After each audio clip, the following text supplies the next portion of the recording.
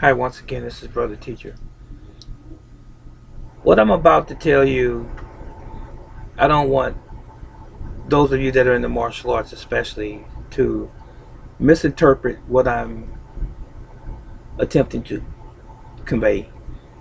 Excuse me. But this is a subject that must be addressed from time to time.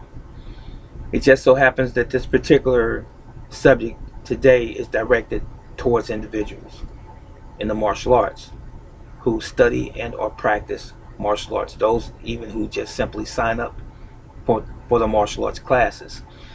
So I'm saying what I'm about to say to you from a point of observation for many, many years vested in this thing that we call martial arts or martial science. And the subject really is, why do people leave one martial arts instructor, a karate instructor, and go to another karate or martial arts instructor? Why do you leave the instructor that you currently have and go train with someone else? I've experienced this. I have no qualms about that. One thing that I want to preface this video with is this. I have taught in my career over 1,000 students, various programs, and even my own personal students under my own martial arts school roof. But you must realize that when you're dealing with humanity, when you're dealing with people, everyone is going to have a different motivation or purpose in coming through your doors. Everyone, in other words, is not built to be a martial artist. Everyone that's coming through your doors are coming for various reasons. Some people just want to be in shape.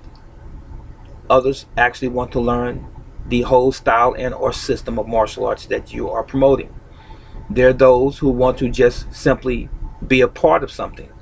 A club, a membership, where there's unification there and there's a group of people who have one common goal and or purpose. People join for that reason as well.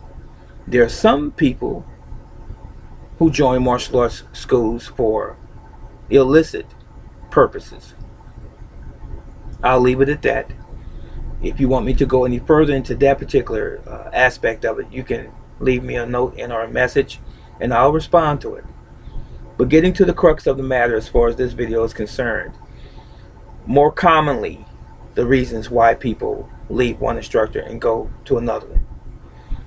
One of the reasons is because those students don't feel like they are progressing fast enough. Yes, progressing fast enough. In other words, rank. There are some people, because they've watched other individuals that they know, and even people that they have seen indirectly, or even watched television programs and or martial arts films. They may have even gone to karate or martial arts tournaments, and they are enamored at the belts, the uniforms that the individuals wear, and they want some of that. They join because they want to be a black belt. They want to be somebody, stick their chest out and walk around and say, yes, I've achieved this, I've accomplished this. There's nothing wrong with that. But at the end of the day, ladies and gentlemen, it has everything. What is it? Your purpose in joining the martial arts ranks. It has everything to do with humility, integrity, respect for one's self as well as others. It's not just simply about you. I don't know what some people think they were signing up for. This is not, a game. Martial arts, real martial arts, can be very, very deadly if it has to be utilized in a defensive / offensive manner. At the end of the day, that's what it's all about. Defending one's self or someone else who is helpless or incapable of defending and or protecting themselves. That's what it's about. And along with that, in that same grain or that package comes self-control, temperance, a balance. There has to be a balance. It's not about how bad you are or if you're the biggest fish in the pond. We must realize that, as I said earlier, all types of people join your ranks. Sometimes their intentions are not good, some of them. You will have some that are really sincere and they really want to learn the arts. But as it relates to the one reason people quit, is the promotion test. There's some school systems that have belt ranks. Karate, for example. You start at a white belt, yellow belt, purple belt, orange belt, blue belt, green belt, brown belt, black belt, then master, and so forth.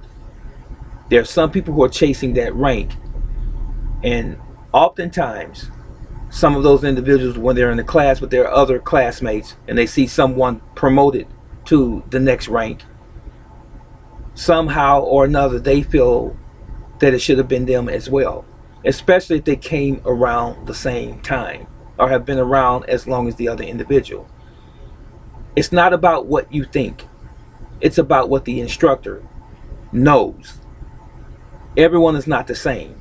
You don't see through the eyes of the instructor from all of the many years of observation and training and tedious dealing with all of these types of students and personalities. You don't see through the eyes of the instructor. You don't know martial arts when you walk in the door for the most part. It's brand new, uncharted territory that you're walking onto. And so when you come into a martial arts school or program, you must realize that that man or woman that's standing in there has put some time in. Blood, sweat, and tears, as they say. And they know what they're talking about. They know what they're doing. And the decisions are going to be based on their years of experience, not on your feelings. So when you wear your feelings on your sleeve and you see so-and-so gets promoted to this particular rank and it's not you, then that's a personal problem. It has nothing to do with the instructor. I'm talking about when we're doing things ethically. There are some schools that are shady, but I'm talking about respectable schools and instructors. So everyone's not going to be promoted at the same time. You're going to be promoted based on skill level, time in service, how well you know the material, and not just simply on your looks. And not because you look like a puppy dog and you wish it was you that was being promoted. Your facial expressions don't matter. Oh, please, why didn't I get promoted? No, it's not about that. Most of these martial arts styles and systems came from abroad, Africa and Asia, and they found themselves here in America, in the Western world. Now they're all over the world. You don't know the culture when you walk into your school for the first time. If you don't know, you need to ask your instructor. Pull him or her over to the side and say, I have a concern. Ask these questions in the beginning so that you don't get your feelings hurt later on down the road. Now, the other reason, I think I covered the first one about the promotions fairly well. The other reason that people leave a martial arts school and go to another one is because the instructor is old school. He's hardcore. He's not trying to kill you, but he's trying to get the best out of you. When I was in the military, when we went through our PT, our training, our physical education, if you will, we had to do push-ups, squat thrust, run, carrying full rucksacks and backpacks, Allison packs, and so on and so forth, long road marches, and even jogging and running in our full equipment. It's not to punish you. It's to see where you are here. So when you're in a martial arts class, you must realize when you first walk in, you're bringing you in. And whatever your frailty is, if you have any. If you haven't been training in anything formally before, or you're out of shape, when are you going to get in shape? You're definitely going to get in shape in a martial arts class, because your tools have to be ready if peradventure you have to defend yourself in a confrontation. And if you're weak, lazy, uh, halfway training, you're going to get what you put in. You put little in, you're going to get little in return. That's not going to get the monkey off your back in a street situation. If you put much in, you're going to get much in return. You have a better chance to survive, especially a vicious attack in the street. You do. So some people leave a martial arts class when they have to do some work because they think it's supposed to be easy. They think I'm going to have a black belt in 6 months or a year. It's not that simple, ladies and gentlemen. You have to put some time in. So when they have to do 40, 50, 60 push-ups and 50 sit-ups and jumping jacks and all of these other types of exercises and punching hundreds and thousands of times and doing kicks and throws and so on and so forth, when they have to do all of this, it's like, oh, they're not going to tell the teacher in many instances, I can't take this. What they're going to do instead is try to go and find a school where they have to do less. And there's a few of them out there. So they're going to still try to get their fake gratification in being promoted at this other school that does not train as hard as it should to develop that individual's body and mind. That's just the way it is. You see, if you go through a situation where you're trying to achieve greatness and you put a little in, you're only going to get a little in return. The most you put in, then it's going to be the most that you're going to get back. And you're going to feel better about yourself at the end of the day. So I've had students, not many, but I've had a few over the years that have, some might call it moonlighting. Now let me say this, I have to qualify this real quick and I'm going to be gone. I've heard people say in time past, not to me, but as it relates to other instructors, I put my pants on just like he does, the same way. I put my pants on the same way he puts his pants on. I'm a grown man, he can't tell me what to do. You see, that's the Western way of thinking. You have to have a whole different mindset when you walk into a martial arts school. There's nothing wrong with you respecting the man that's teaching you or the woman that's teaching you in that class. They're not trying to belittle you and demean you and look down on you as if you're nobody. You must understand this martial arts. It's not sewing class. This is not a card game. We're not playing chess. We're talking about developing character. We're talking about developing discipline. And when you walk into a school and you want to try to be on the level of the martial arts instructor, that's not the place for you then. You need to pick up another hobby somewhere. So, as I began to say, I've had a few students over the years, while they were with me, religiously coming to class, but in their spare time they were going to train somewhere else. As I said, it wasn't many, just a couple different incidents, and I would find out later on that a student or two over time had been training somewhere, because I know everybody for the most part, or most of the people, most of the instructors, and they would tell me, or someone else I knew would tell me, they say, you know, so and so was training with us the other night. Okay, I'm not going to go and approach the student and ask them anything. I'm going to wait till they come to me. So eventually I find out, and I might subtly bring it up at some point, and I told one student at one time, you know, you started your own school. This true story. Started his own school while he was still with me, and he was one of my senior students, one of my upper senior students, my highest ranking students who had been with me for many years. But he had narcissistic tendencies. He thought he was the stuff. And I used to tell him many years ago when he was much younger, you know, that he was okay. He was good, even though I knew he was better. I didn't want him to get the big head, as they say. But anyway, he eventually did get the big head, and he thought that you couldn't tell him anything anymore. He didn't directly say anything to me on that order, but he would have conversations with other instructors as if they never had 20 and 30 years in, and he only had been in 7 or 8 or 10 years. So when I started to see that disrespect for other instructors and him trying to talk over them and so forth, and make it seem as though he knew something because he was going to these other schools, picking up tidbits of information from this style and that style, and he'd come back to my class, I had to put him out. I said, today's your last day. You started your own thing, and we have a protocol. We have a standard operational procedure. You come to me and you have a conversation with me man to man, and you tell me where your mind is at. Tell me what's on your mind, and then we will discuss it.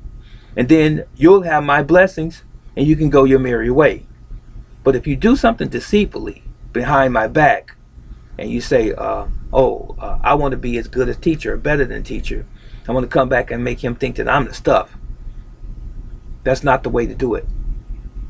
You have to do it the honorable way. You come to your instructor and you talk to your instructor one-on-one like a man or a woman, whatever the case is. You don't go and train in another art and then come back and you've already received some rank from that other art when you didn't do the first thing right in the beginning. And the first thing in the beginning should have been to at least extend the respect to your instructor and the courtesy and say, is it okay if I go and train with so-and-so? Or I've been thinking about this. What do you think about this particular art or this instructor? And as I said, I would have bid you peace and well wishes. But to do it deceitfully and then come back later on and still call me teacher, I'm not your teacher anymore. I'm not.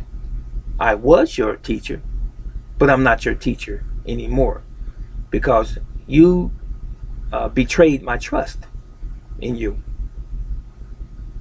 And that's not the way you deal with someone who is your instructor. Some might take issue with the way I said this or with the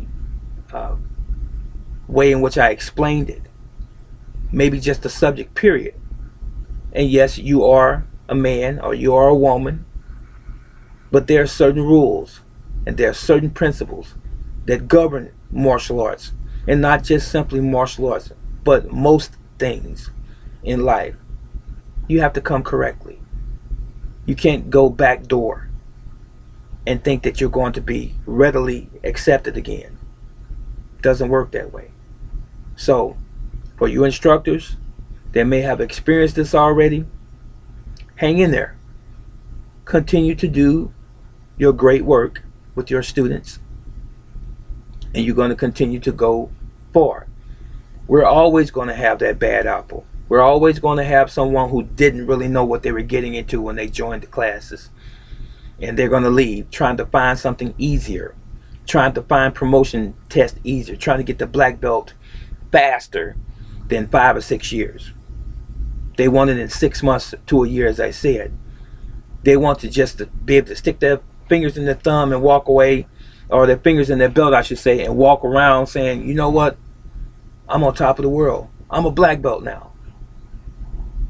It doesn't work that way. Because in your heart of hearts, you really know that you don't deserve it. Because you have not put the time in. You have to be willing to put the time in. I know you can go on the internet and buy a belt. There's a lot of people who do that. They put the rank on and call themselves Master so-and-so, Grandmaster so-and-so, Guru, and all of this other stuff. But very few people want to toe the line and put the work in. And at the end of the day, people will be calling you Master because you have done your first work. This is Brother Teacher. I'm out.